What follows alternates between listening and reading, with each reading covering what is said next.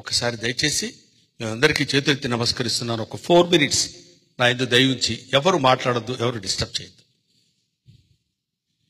మీరు ఎన్నన్నా చెప్పండి, 1,00,000 చెప్పండి, నేను ఇక్కడ ఉండలేనండి. నేను మీతో కాపురం చేయలేను. మీ నాన్నగారి పద్ధతి అస్సలు బాగలేదు. ఎన్ని కష్టపెడుతున్నారు, ఎలాంటి మాట్లాడుతున్నారు, ఎంత బాధ పెడుతున్నారో ఎవరికి చెప్పండి. వద్దు, నేను నా బిడ్డ వాడి నుంచి వెళ్ళిపోతామండి. నా మాట విని సరోజ, ప్లీజ్ సరోజ. పెద్దవాడైపోయాడు, ఏదో చాదస్తం కింద మాట్లాడుతున్నాడు తప్ప ఆయన అట్లాంటి మాట్లాడేవాడు కాదు. మిమ్మల్ని ఎవరిని బాధ పెట్టాలని కాదు.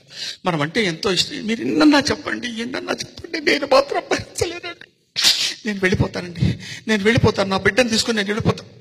సరోజ, ప్లీజ్ సరోజ, నేను చెప్పేది విను, నా మాట విని సరోజ. ఇవాళ కొత్త, ఏదో ఇంకా నాళ్ళు ఊపికి పెడితే ఆయన దాన్ని వెళ్ళిపోతాను. ప్లీజ్ సరోజ, నీకు బతివులాడి చేతులెత్తి నమస్కారం చేసి చెప్తున్నాను Saroja, please. No no no no no నాన్న, ఆ ముసలాన్ని పంపించే నాన్న, చచ్చిపోతున్నాను. వాడు నన్ను చాలా ఇబ్బంది పెడుతున్నాడు నాన్న.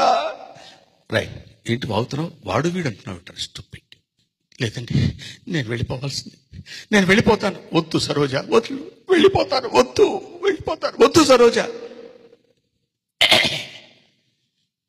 అంతా విన్నానమ్మా, మీరేమీ ఇబ్బంది పడక్కర్లేదు, నేనే వెళ్ళిపోతానులే. నాన్న నువ్వు? అవునరా, అంతా విన్నాను నాన్న. నేను ఇవాళ కాకపోతే రేపైనా పోవలసిన వాడిని.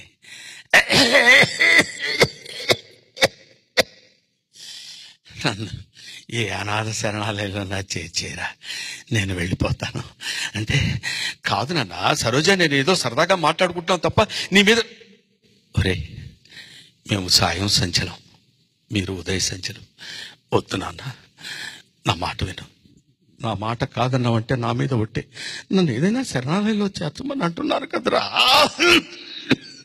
నాన్న, నాన్న, శరణాలయానికి తీసుకెళ్తారు. పేరు నరసింహారావు, ఊరు కంకిపాడు, వయసు 74 సంవత్సరాలు.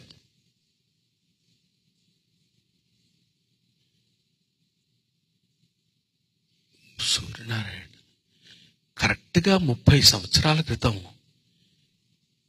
ఇక్కడ ఒక అనాథని మీరు దత్తత తీసుకున్నారు కదూ అని అక్కడున్న క్లర్క్ వాడితో అంటాడు. అన్నప్పుడు అవును, వాడేనైనా వీడు, నేను దత్తత తీసుకున్న వాడేనైనా వీడు. Thank you very much, thanks a lot.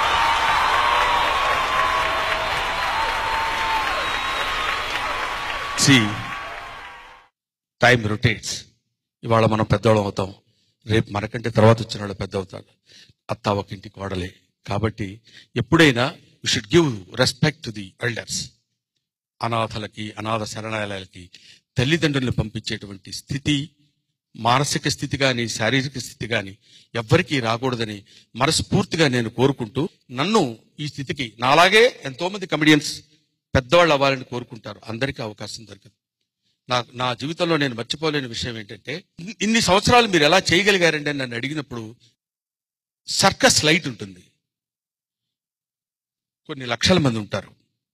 Circus start చేసేటప్పుడు లైట్ అలా తిరుగుతుంటుంది, కొంతమంది మీద లైట్ పడుతుంటుంది.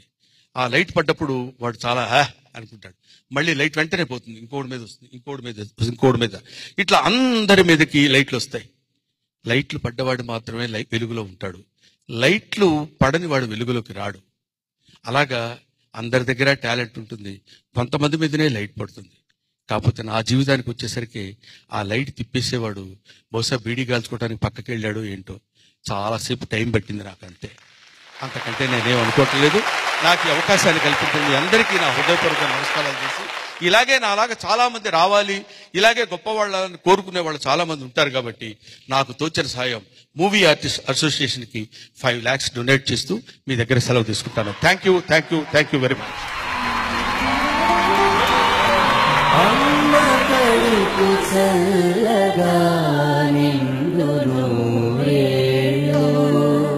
హాస్య బ్రహ్మ సింహవై